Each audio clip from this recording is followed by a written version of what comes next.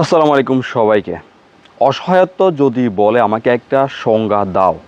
মানে অসহায়ত্ব যদি বলে অসহায়ত্বের জন্য একটা সংজ্ঞা দাও, তো বাংলাদেশ ক্রিকেট টিম যেই ম্যাচটি ওয়ার্ম আপ ম্যাচটি অস্ট্রেলিয়া টেস্টকে সামনে রেখে অস্ট্রেলিয়ার একটা কত সারির দল বলবো, অস্ট্রেলিয়ার টেস্ট যে স্ট্রেংথ, সে স্ট্রেংথ বিবেচনায় যে দলটি বাংলাদেশ বিপক্ষে ওয়ার্ম আপ ম্যাচ খেলেছে তারা কি আসলে পঞ্চম সারির দল কিনা সেটি বলাও আসলে কষ্টকর হয়ে যাবে। কারণ এই যে প্লেয়ারগুলো খেলেছে বাংলাদেশের বিপক্ষে, তারা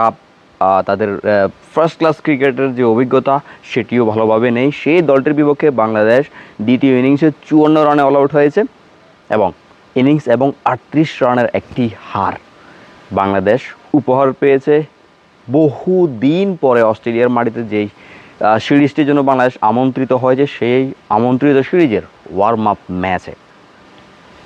প্রথম কোনো মতে মেহেদী হাসান মিরাজের যে শতকটি, সেই শতকটির উপর ভর করে একটা সম্মানজনক স্কোরে বাংলাদেশ পৌঁছেছিল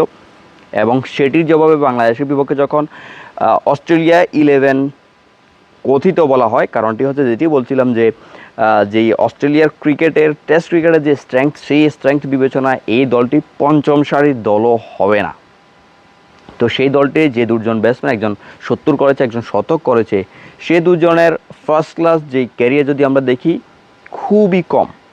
এছাড়াও তাদের দুজন বোলার প্রথম ইনিংসে বাংলাদেশের বিপক্ষে যেই রচিত ছিলি,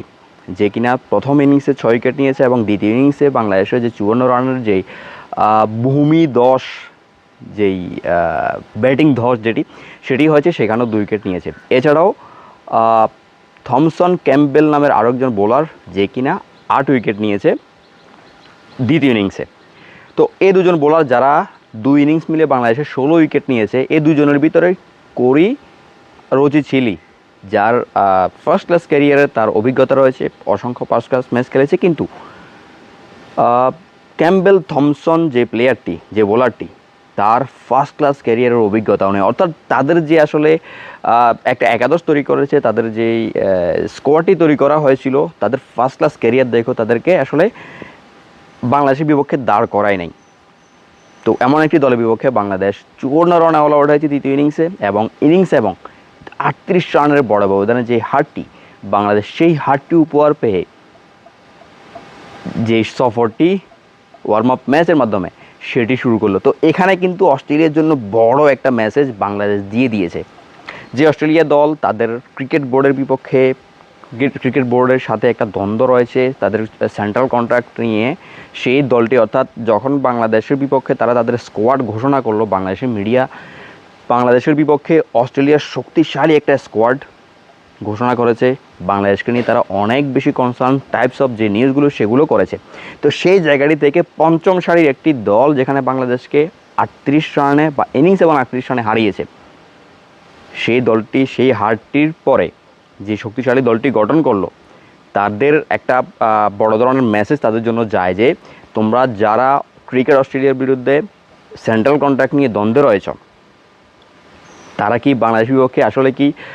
বাংলাদেশকে কী পরিমাণে হারাবে, কি ব্যবধানে হারাবে, সেটি তো আসলে বলা বাহুল্য। আর এছাড়াও যদি বাংলাদেশ কোনোভাবে, যেমন ঘরের মাঠে আমরা অস্ট্রেলিয়াকে হারিয়েছি, ওই টাইপে যদি কোনো পারফরমেন্স বাংলাদেশ করে, তাহলে ওই যে দ্বন্দ্বটি সেন্ট্রাল কন্ট্রাক্ট নিয়ে অস্ট্রেলিয়ান প্লেয়ার ভার্সেস যে ক্রিকেট অস্ট্রেলিয়া যে দ্বন্দ্বটি রয়েছে চলমান বা মাঝে মাঝে যেগুলো জেগে ওঠে, তো সেটির আসলে কি অবস্থা, কোথায় গিয়ে দাঁড়াবে, সেটি আসলে ভাবার বিষয়। হতে পারে বাংলাদেশ তাদের ইতিহাসের যেই সেটা একটি পারফরমেন্স দিয়ে ক্রিকেট অস্ট্রেলিয়ার যে প্লেয়ার তাদেরকে একটা বড় লজ্জার ভিতরে ফেলে দিবে, না হয় বাংলাদেশ তাদের ইতিহাসের বড় একটা লজ্জার ইতিহাস তৈরি করবে অস্ট্রেলিয়ার মাটিতে। সেদিন বলছিলাম অস্ট্রেলিয়ার মাটিতে বাংলাদেশের একটি হোম গ্রাউন্ড রয়েছে, সেই হোম গ্রাউন্ড অর্থাৎ ডারউইনে যেই 38 রানের ব্যবধানে হার, ইনিংস এবং 38 রানের ব্যবধানে হার, সেটির পরে আবার যে সিরিজটি শুরু হবে, সেখানে বাংলাদেশ হয় লজ্জার ইতিহাস গড়বে, না হয় ক্রিকেট অস্ট্রেলিয়াকে লজ্জায় ফেলবে।